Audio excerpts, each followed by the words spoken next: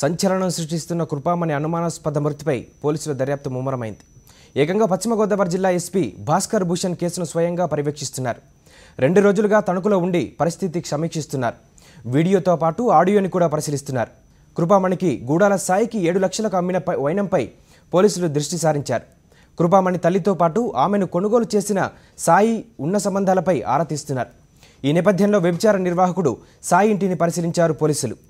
అతని ఇంటి నుంచి మెమరీ కార్డులు, 2 బైకులు, ఒక కారును సీజ్ చేశారు. అయితే పోలీసుల సహకారం లేనిదే ఇంత పెద్ద ఎత్తున దందా నిర్వహిస్తాడా అని పలువురు అనుమానాలు వ్యక్తం చేస్తున్నారు. ఈ కోణంలో కూడా ఉన్నతాధికారులు దర్యాప్తు చేస్తున్నారని భావిస్తున్నారు పోలీసులు. సాయి ఉచ్చు ఎవరి మెడకు చిక్కుకుంటున్నారని కలవరపడుతున్నట్లు సమాచారం. మరోవైపు సాయి కాల్ డేటాను కూడా పరిశీలిస్తూ లోతుగా దర్యాప్తు చేస్తున్నారు.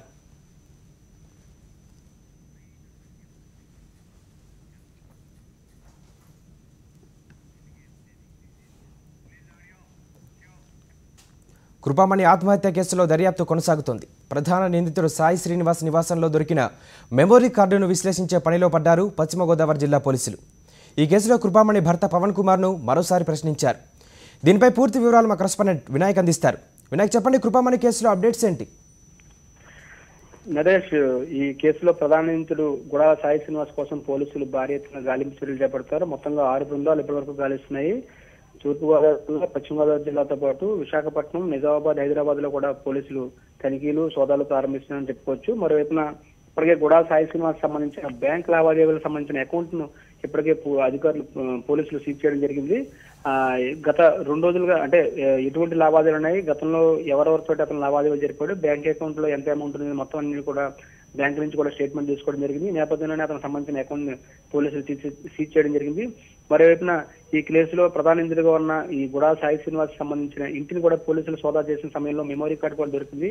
ఆ మెమరీ కార్డులో వందలాది మందికి సంబంధించిన మహిళల యొక్క నగ్న ఫోటోలు, దృశ్యాలు ఉండడంతో పోలీసులు కూడా షాక్ తినడం జరిగింది. ఈ నేపథ్యంలోనే దానికి సంబంధించిన మెమరీ కార్డును కూడా పూర్తి స్థాయిలో పరిశీలించే పనిలో పడ్డారు. మరోవైపున ఈ కేసును పూర్తి స్థాయిలో స్వయంగా జిల్లా ఎస్పీ భాస్కర్ భూషణ్ దర్యాప్తు చేయడం జరుగుతుంది. అంటే ఆయన గత 2 రోజులుగా తణుకులో ఉండి ఈ కేసును పర్యవేక్షిస్తున్న పరిస్థితి ఉంది. అలాగే అసలు ఈ సాయి శ్రీనివాస్ సంబంధించిన ఫోన్ నుంచి ఎవరెవరికి ఫోన్ కాల్స్ వెళ్ళాయి అనే డేటా విశ్లేషణలో పోలీసులు సేకరించే పనిలో పడ్డారు. దీనికి సంబంధించి అంటే అదే తణుకు పోలీసులకు సంబంధం, అదేవిధంగా ఈ గుడాల సాయి శ్రీనివాస్ గల సంబంధాల మీద కూడా పోలీసులు ఆరా తీస్తున్నట్టు తెలుస్తుంది. ఇప్పటికే ఒక నిర్ధారణ కూడా పోలీసులు రావడం జరిగింది. కొంతమంది పోలీసులు సహకరించడం వల్లే బాగా తెలియడంతో ఆ కాకీల పేర్లు చెప్పి అమాయకులను భయపెట్టినట్టుగా తెలుస్తుంది. అదేవిధంగా ఈ కాల్ డేటాను పూర్తిగా విశ్లేషించిన తర్వాత ఒక నిర్ధారణ కూడా రావడం జరిగింది. ప్రస్తుతం దర్యాప్తు కొనసాగుతున్న నేపథ్యంలో ఆ పోలీసుల మీద ప్రస్తుతానికి చర్యలు లేకపోయినప్పటికీ కూడా అతను సాయి శ్రీనివాస్ దొరికిన తర్వాత అతని యొక్క మాటలను రికార్డ్ చేసిన తర్వాత దాని ఆధారంగా ఈ పోలీసుల మీద కూడా చర్యలు తీసుకునే అవకాశాలు కనిపిస్తున్నాయి. రాష్ట్ర వ్యాప్తంగా ఈ కేసు సంచలనం సృష్టించడంతో ఆ వెల్దుర్తి కృపామణి ఆత్మహత్య కేసులో నిందితులను పట్టుకోవడం కోసం పోలీసులు ఇప్పటికే 6 బృందాలను ఏర్పాటు చేసినట్టుగా తెలుస్తుంది. ఈ నేపథ్యంలోనే అసలు ఈ రౌడీ షీటర్ గా ఉన్న ఈ సాయి శ్రీనివాస్ కు, అదేవిధంగా కృపామణి తల్లి లక్ష్మికి ఎటువంటి సంబంధాలు ఉన్నాయి అనేది కూడా పోలీసులు ఆరా తీస్తున్నారు. అసలు లక్ష్మికి ఇతరికి సంబంధం ఏంటి అనేది కూడా పోలీసులు ఆరా తీసే పనిలో పడ్డారు. అదేవిధంగా అసలు లక్ష్మి ఇప్పటికే వ్యభిచారం చేసినట్టుగా పోలీసులు నిర్ధారణ రావడం జరిగింది.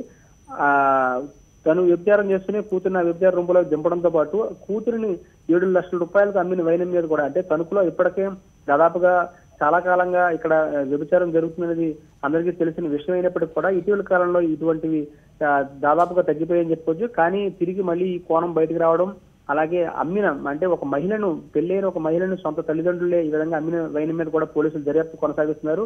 ఇటువంటి ఘటనలు కూడా ఈ ప్రాంతంలో ఎక్కడైనా ఉన్నాయని కూడా పోలీసులు దర్యాప్తు కొనసాగుతుందని చెప్పుకోవచ్చు. మొత్తంగా చూసుకున్నట్టయితే కనుక ఈ వ్యవహారం ఎటు తిరిగి మొత్తంగా పోలీసుల మెడకు ఉచ్చుకు తీసుకుపోతున్నట్టుగా తెలుస్తుంది. ఎందుకంటే పోలీసులు కనుక సకాలంలో స్పందించి ఎఫ్ఐఆర్ కనుక నమోదు చేసుకున్నట్టయితే కనుక ఈ విధంగా కృపామణి ఆత్మహత్య చేసుకుని ఉండేది కాదనే అభిప్రాయం అందరిలోనే వ్యక్తమవుతుంది.